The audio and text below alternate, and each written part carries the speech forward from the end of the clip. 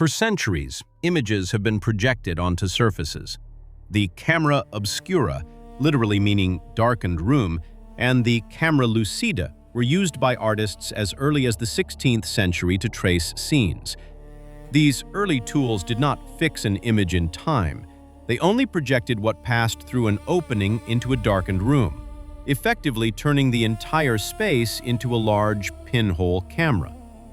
The first photograph is considered to be an image produced in 1826 by French inventor Nicéphore Niepce on a polished pewter plate covered with bitumen of Judea. It required an 8-hour exposure in bright sunshine. Niepce eventually partnered with Louis Daguerre to refine the process using silver compounds. After Niepce's death in 1833, Daguerre made two pivotal contributions. He discovered that exposing silver to iodine vapor before taking the photo, and then to mercury fumes afterward, could form a visible, latent image. By bathing the plate in salt, the image could be fixed. In 1839, Daguerre announced the Daguerreotype, a process using silver on a copper plate. The French government bought the patent and made it public domain.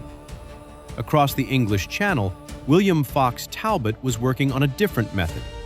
By 1840, he invented the calotype process, which used silver chloride to create an intermediate negative. Unlike the daguerreotype, a calotype negative could be used to reproduce positive prints.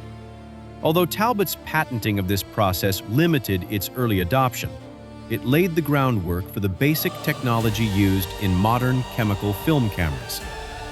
Although Talbot's patenting of this process limited its early adoption, it laid the groundwork for the basic technology used in modern chemical film cameras. As the Industrial Revolution created a middle-class demand for portraiture that oil painting could not meet in volume or cost, photography surged in popularity. However, early daguerreotypes were fragile and expensive.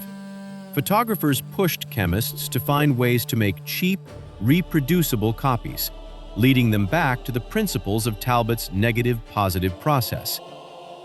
In 1884, George Eastman developed dry gel on paper or film, replacing the need for photographers to carry heavy plates and toxic chemicals.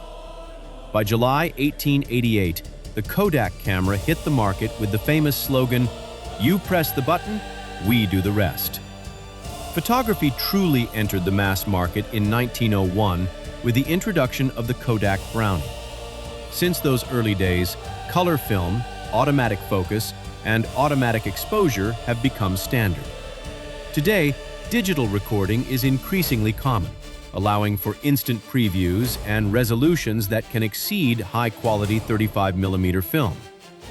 Yet, for enthusiasts who still enjoy the craft of processing black and white film, the experience has changed very little since the introduction of the 35mm Leica camera in 1925.